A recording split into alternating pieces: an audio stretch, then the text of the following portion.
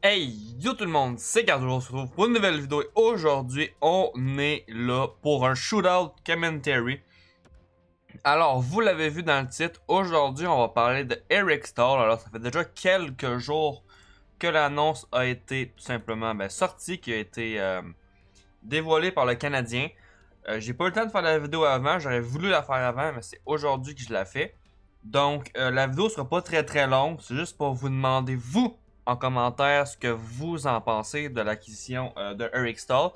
Puis je vais vous parler un peu de moi, ce que j'en pense. Puis un peu savoir si vous êtes d'accord avec moi ou non. Fait que là, on affronte les Oilers d'Edmonton en shootout.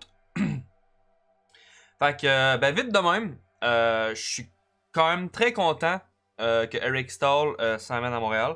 Surtout pour un choix de 3 et un choix de 5. Je veux pas dire que c'est quasiment donné, mais quasiment. Surtout que Buffalo retienne 50% du salaire. En plus, ce qui est le fun, c'est que Eric Staal, on le sait que c'est comme Perry, on s'attendait pas à ce qu'il fasse grand chose. Mais tu sais, c'est des joueurs qui ont toujours du talent. Puis même s'ils ralentissent, ils ont quand même une certaine touche puis qu'ils peuvent la mettre dedans. Puis là, il y en a beaucoup, puis je pense que ça va être pas mal ça, qui disent que Eric Staal va jouer sur le quatrième trio. Il y a des très bonnes chances. Mais ce qui est le fun avec ça, c'est que Dominique Ducharme va pouvoir jouer avec ses trios.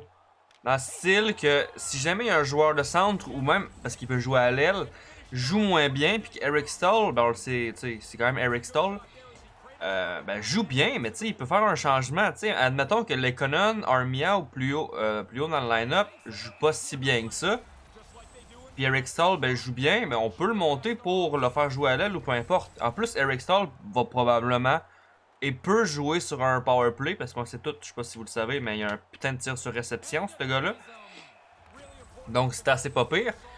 Puis comme je vous dis, à moins que le choix de troisième ou de cinquième ronde de Buffalo devienne un gros joueur, je ne vois pas en quoi nous on est perdant là-dedans. Oh, what the fuck. Je vois pas en quoi on est perdant dans cette transaction-là. Oui, on a fait probablement on a pu faire jouer Jake Evans autant qu'il jouait. Mais quand même, ça peut pas. Pour l'équipe en ce moment, surtout au moment où on se parle, le Canadien vient de gagner 4-0 face à Edmonton. Puis Vancouver, Calgary sont pas fous dans leur séquence de victoires et de matchs. Donc, ça peut juste aider le Canadien à juste à mieux aller tout simplement. Donc, pour moi, c'est une très bonne acquisition. Même que je suis assez content qu'il a été le chercher avant la date limite pour qu'on puisse l'avoir le plus rapidement possible. Oui, 7 jours de quarantaine. Mais tu sais, c'est pas si pire. Là. Les autres qui sont là pour l'instant, ils font la job. Eric Saw, ça va juste être une valeur sûre, puis un plus. Ça va simplement être une valeur sûre, plus qu'un Jake Evans en série. Même si j'ai adoré Jake Evans, là, personnellement, depuis le début de la saison. Ça commence à ralentir un peu de ton côté. Mais mec Eric Staal se met à jouer. Peut-être qu'on va pouvoir mettre Jake Evans dans les mineurs pour lui redonner confiance un peu puis lui donner du bon temps de jeu avec Dominique Champ. Puis en ce moment, Laval, il va très bien. Fait avec Jake Evans de plus, je verrais pas pourquoi ça pourrait mal aller.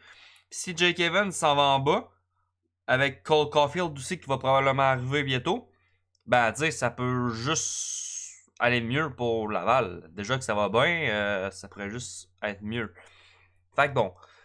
Fait que l'acquisition d'Eric Staal, tu sais, un 3 puis un 5, là, on va se le dire très franchement, je m'attendais à peut-être qu'une équipe paye un peu plus pour lui, sachant que Buffalo, même, comme je vous ai dit, paye 50% de son salaire, donc retient 1 600 000, désolé, 1000, ouais, c'est pas beaucoup, 1000, 1 600 000, donc je vois aucunement en quoi c'est pas bénéfique pour le Canadien.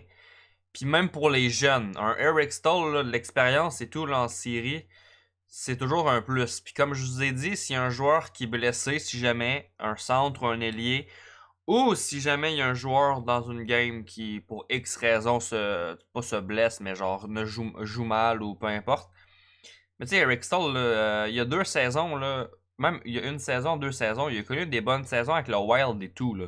Fait que sur un bon trio offensif, là, ce gars-là, là, il pourrait être, je veux pas dire dominant, mais il peut faire clairement la job, là, on va se le dire. Là. Si...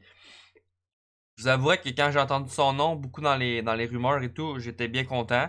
C'est sûr que j'aurais aimé un gars contre Ryan Getzlaf. Ouais, un gars comme Ryan Getzlaf aussi. Ça pourrait être pas pire, mais son salaire, c'est comme juste beaucoup trop. Puis je suis pas sûr que les Ducks auraient voulu l'échanger parce que je pense qu'ils veulent que Getzlaf finisse sa carrière à Nine. Là.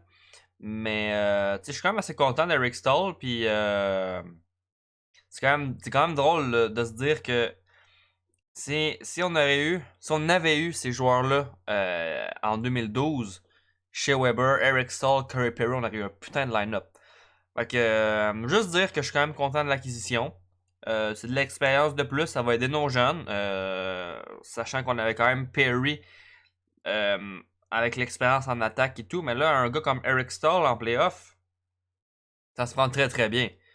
Fait que dites-moi en commentaire ce que vous en pensez. Puis c'est pas mal tout pour cette vidéo. Alors j'espère qu'elle vous a plu.